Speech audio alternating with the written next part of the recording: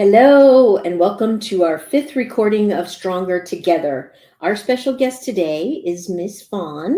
Fawn is out of our Lancaster, Palmdale, I'm not sure which one it is, branch. She's a sales manager for us. And we're going to talk a little bit today about MSAs. Fawn had one of the best performing MSAs that the region has had. With a group of agents out of this particular REMAX office. They're no longer there, but she also maintains that MSA with the REMAX office.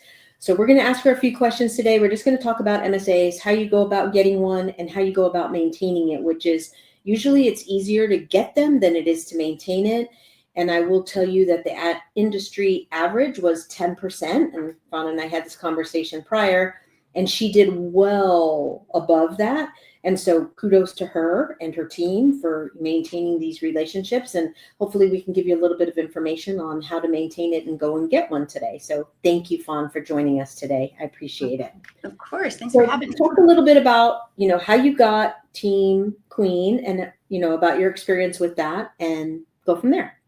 Okay. So with Team Queen, I've known Christina for 20 years since she first got her license. I was working with home-based realty. And we really wanted to capture more market share and have availability for all the buyers like 24/7. So we thought putting a group together would be great. So our branch manager hooked us up with McKelty, who's in charge of all the MSA contracts.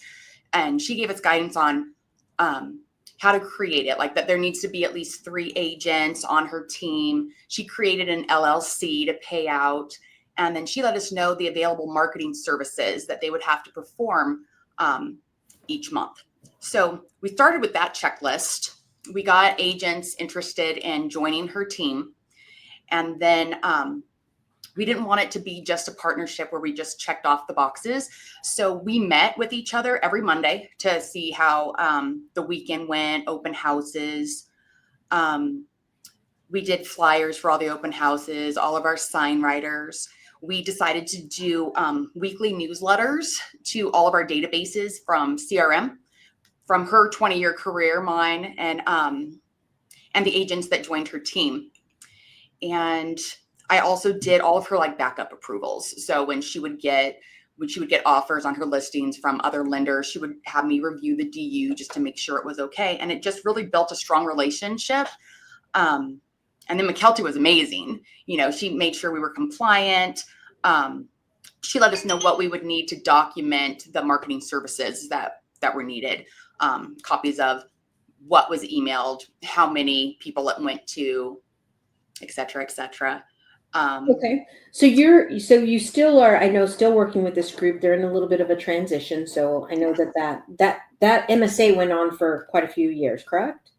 It did. Okay, so that it went on for quite a few years, but you also maintain a pretty large MSA that we currently have in the Palmdale Lancaster market with REMAX. And can you talk a little bit? So we have this MSA, it's great, but how do you maintain it? And I know that you're the sales manager up there, so I know there's other people that are working the MSA. So if anybody who's watching this, there's other people that work it. I just want to get your take on how do we maintain that relationship and get the best results out of that MSA?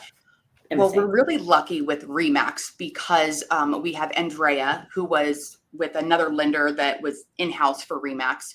So she's there during the week, and she does the education lender talk with all the agents and stuff like that. So she's a wealth of information about programs and everything.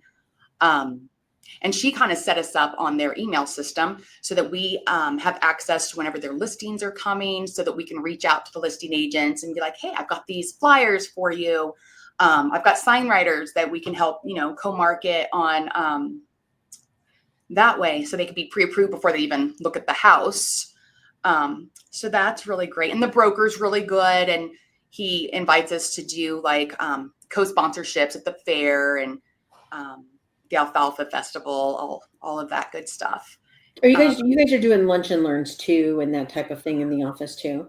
Yeah, we do lunch and learn. So REMAX has the main brokerage, so they have hundreds of agents. So it's great to get them on Zoom and do the education classes with them. Andrea also has them come in for fun things like games and stuff like that, like the Easter event that's happening at their office. And, she really strengthens that relationship for us. So if I'm hearing you correctly, if I wanted to just, this is not how I get one, but if I got one, being in the office is a big deal. Being visible, I'm assuming, is what it is. Now, a lot of agents don't come in the office, but she still goes in every day. Is that correct? She still goes in every day, and she has the agent hub with all their emails. And she is like a whiz with marketing and, doing all those cutesy social media stuff. So Got it. So she's doing it was, social media with them. And then mhm. you guys are doing lunch and learns. And I know Brian's big in helping you guys with that MSA as well and tries to do the meetings and stuff like that. And you guys are doing sponsorships with it. Yes. So it's a big investment, obviously, for you guys, a time investment with these guys. Is there anything else that you feel that's really important to keeping an MSA active? Yeah, I think just letting them know they have access to you. They're not just doing all these things and you're not there to help them grow their business. You actually bring them business because all Sure. the buyers call you first because they want to get finance. They have your rider, they call you. So you're like giving the buyers back to them and you're letting them know what they can qualify for. Like, yeah, they can't go conventional. They have to go FHA. So then it gives them a really good idea of what kind of properties to show right off the bat. So the accessibility they have to a lender. What I've been told is there's just not a lot of lenders out there that hold their realtors' hands and go with them to like open houses and do events with them and keep them in the loop with the pre-qualification process with the buyers. And I can say all of our realtors love the communication and how updated we keep them, and the fact that we have access to any program, the DSCR programs, foreign nationals, all of that. It's like we're a one-stop shop. They don't have to go anywhere else. And so you guys are educating them constantly on all of these things that you guys are doing. I know that we did the VA seminar in your community and you had quite the turnout. And I did see the broker for Remax there. So I know you guys got some support there from them. And you're doing another one. Am I correct? Yes. You're doing another one this month for another office, another VA seminar? April 30th, we're going to have a VA certification makeup class that David's going to do via the Teams, because we had a ton of agents just reach out and they're like, oh, I missed it. I really want to get certified. I heard it was great. So we had really good responses from that class. Everyone loved David. He did a great job. And even all the seasoned loan officers, they picked up tidbits of information that they didn't know about the VA loan. So it was a huge success. That's awesome. That's awesome. Okay. Any other tidbits of information, Fawn, that you think you could give? If I'm a loan officer today and I want to go get an MSA, what would be the top 2 things that you think that they should do? I think they should definitely meet with the agent face to face. I like to take mine out to lunch to make it a little bit more casual and just let them know what programs we have available and how we can add value to them. And going after agents that just have their license. That's like one of my favorites because I enjoy spreading knowledge and educating them and stuff like that. And you get them brand new and they'll just stick with you. They don't give them an excuse to go anywhere else. Have the answers to all their questions. So I know this isn't dealing with MSAs, but you just brought up something that just triggered my brain. Like, okay, how do I go about finding new agents? How would I do that in my market here in Orange County, you say?